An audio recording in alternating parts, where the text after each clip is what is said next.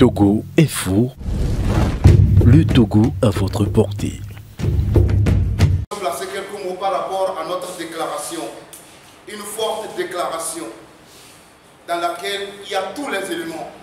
Et ça prouve à suffisance que nous avons des hommes et des femmes prêts pour diriger ce pays. Yes. Nous sommes prêts pour diriger ce pays.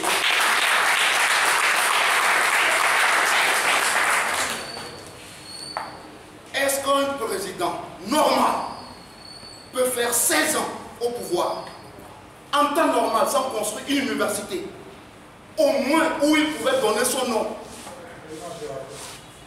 Dans les autres pays de la sous-région, je n'ai pas vu. C'est la priorité des priorités. Construire une école, une université, construire une école de formation, construire un centre de santé. Durant 16 ans, nous sommes restés sur notre soif. Le président Faure est l'un des présidents qui voyage le plus. Mais malheureusement, en retour, ça nous apporte quoi? Ça nous apporte quoi? L'argent du contribuable. D'aller de pays en pays. Mais en retour, nous n'avons absolument rien. S'il vous plaît, ça nous révolte. À quand le développement du Togo? Un seul parti politique ne peut pas développer un pays. Sinon, le Togo sera aujourd'hui un modèle, une référence. 55 ans de gouvernance.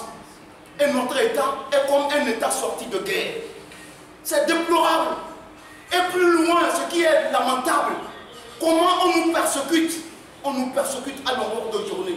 Les détenus politiques, par dizaines, à cause de leurs idées, à cause de leurs opinions, des crimes les plus abominables sont commis. Des juges ne disent absolument rien. Et d'ailleurs, c'est eux qui aident les militaires à nous arrêter, à nous enfermer. Chaque jour que Dieu fait, nos vies sont menacées. Nous voyons une sœur blanche parmi nous. Nous lui demandons de faire un effort pour transmettre l'acquis de droit. Un président qui viole allègrement la Constitution et on lui accorde une visite dans un État qui se dit démocratique. Faure dit lui-même que pour que la démocratie progresse en Afrique, il faut nécessairement limiter les mandats. 2 à 3, il est dans son 4e mandat. Contre la volonté du peuple togolais. Les Togolais ne sont pas bêtes. Même dans le RPT uni, les gens veulent le pouvoir. Même dans le RPT uni, les gens voudraient qu'on dise que c'est moi le candidat du régime. Je voudrais nous dire une chose. Nous avons gagné les élections du 22 février 2020. C'est le RPT uni lui-même qui a confirmé notre victoire. À travers 2 actes. Quand, à la soirée du 22 février 2020, c'est eux qui sont allés encercler la maison de son Excellence Abemé Kojo. Quand on a interpellé le ministre Yard, ministre de la Sécurité, il a dit que c'est pour le protéger. S'il vous plaît, on ne protège pas un criminel, on protège une autorité, on protège un honorable, on protège un élu du peuple.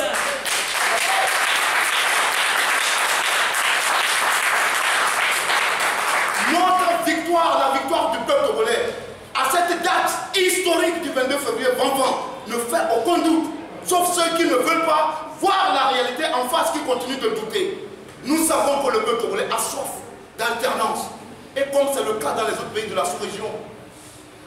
Deuxième preuve de notre victoire.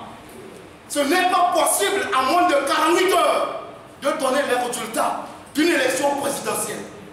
Surtout pour les moyens que nous disposons en tant qu'un État qui a tous les problèmes dans tous les domaines.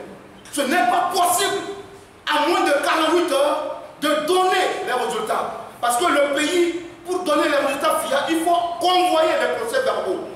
Malheureusement, ce n'était pas encore à leur disposition. Ce qui fait qu'ils ont donné des résultats contradictoires avec des chiffres qui n'étaient pas concordants. Donc, et encore, tous les leaders des partis politiques ont fait leur déclaration pour annoncer que la victoire, l'alternance était inéluctable. Mais malheureusement, les gens ont dit une chose le matin et le soir, ils sont de la garde. Mais malheureusement, encore une fois, ça ne va pas décourager le peuple togolais. Donc mes frères et sœurs, j'invite surtout la jeunesse togolaise. Nous avons une lourde responsabilité. Nous devons faire l'histoire et non raconter l'histoire. Que Dieu nous vienne au secours.